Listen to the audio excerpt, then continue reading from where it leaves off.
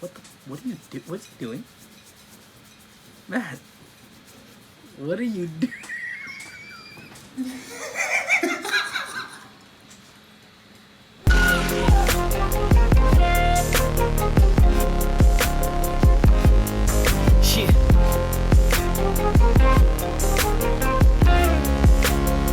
Now everybody sing that shit.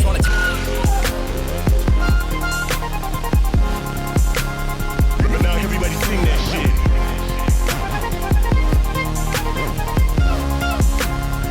Now everybody sing that shit.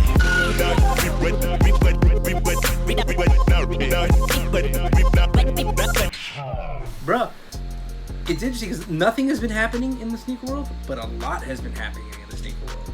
And been some stuff. yeah, let's get into some sneaker business. Matt, today we found out StockX sent out an email saying that they were going to be adding a 3% buyer fee, processing fee, for processing, which is, wow, man, what do you think? Because the timing on this is terrible. What do you think, Matt? So this is the ever mysterious processing fee that companies have been throwing at us for years. And what it really amounts to is it's a company's way of recouping some administrative costs, right? So this is just what I think. I don't know this for a fact, but StockX has made some serious investments in their people, in their app, and the IT and tech that goes along with it, right? So when the business model first started, it was pretty small operation. I say small, it was still a big operation. I'm talking relatively small to what it is today.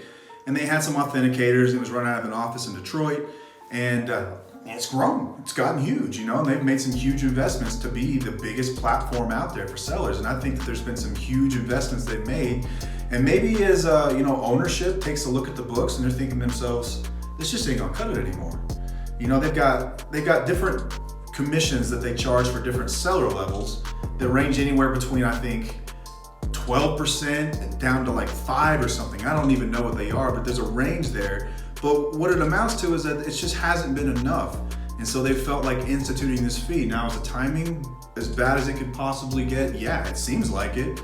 You've got people out there unemployed and whatnot that, well, then again, why it's a buyer's fee. It's not the sellers that are being affected here. Well, maybe they could have a trickle-down effect where you've got less sales because of it, but it's 3%. If you think about 3% as a whole in your purchase, it's not that big of a deal. But think about what it means for StockX.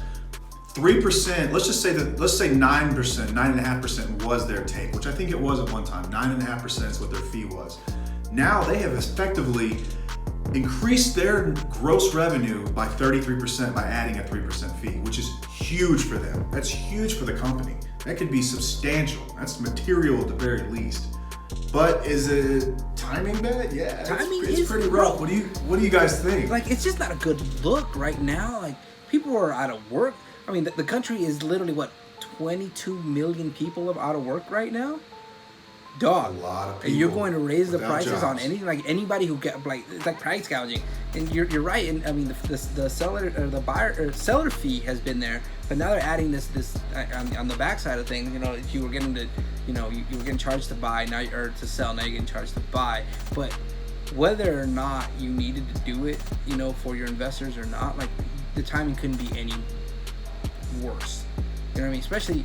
It looks really bad from the fact that we are in a pandemic and people aren't working, and then it looks even worse that they do it at the moment that people are receiving this stimulus check.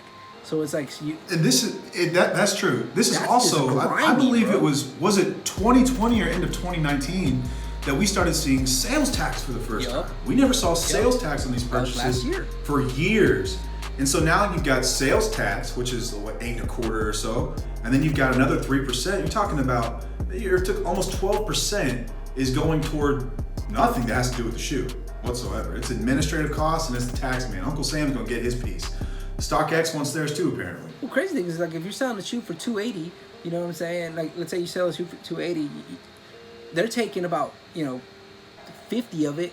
If the shoe costs $220 retail and they sell it at that, they're literally making less now, you know what I mean, than the company's making. The company's making all this profit, and the seller isn't really making anything anymore. Which, I don't necessarily feel bad.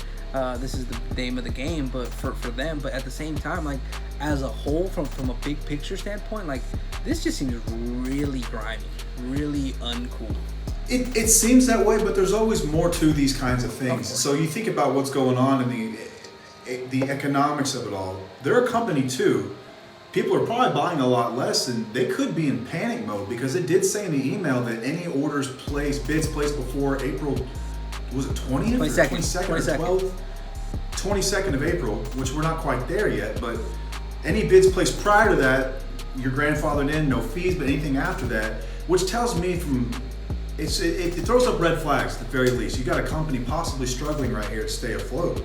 And I don't know if they're having to lay people off left and right or what. I know they're still shipping from some of their warehouses, but maybe there's more going on. It's a private company, so we don't really know what it looks like behind the scenes, but this to me just it smells fishy. Maybe they should. Something rotten in Denmark. But that's the crazy thing, because I just thought about it now. Like people, they release now at the same time people are getting their stimulus check, like trying to get people to spend their stimulus check on buying shoes.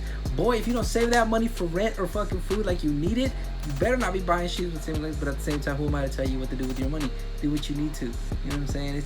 It's just really, it's a bad look. I don't like it. It makes me really uncomfortable with the fact that they're doing it for like people's sake. You know what I mean? Like, yeah. Why? Like, you don't need this right now. Like, fuck. They remind me of the guys who bought all that hand sanitizer now. You know what I mean? Like, and raised the price up. Like, why'd you do that? But it's still like you didn't need to do that right then and now. You would have waited a month, 2 months when you really, like, I guess maybe things started going on the other side of this. Maybe we were on the other side of the peak, but we're still headed upwards. Like, yo, cool out, money, relax.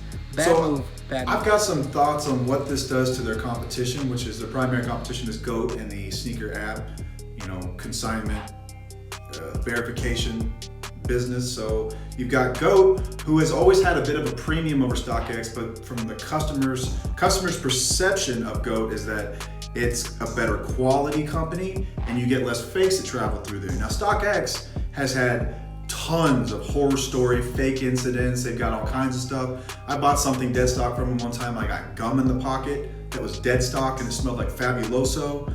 So the verification of theirs has always been sketchy. Everyone knows it, but they still use it and they still buy. It's crazy. So consumers are a finicky bunch. You can do all these things, but then you throw a 3% fee, and suddenly they're not much different than GOAT. So they've got to step up their game, is what I would expect as a consumer from this. If you're charging me more, I expect a better product.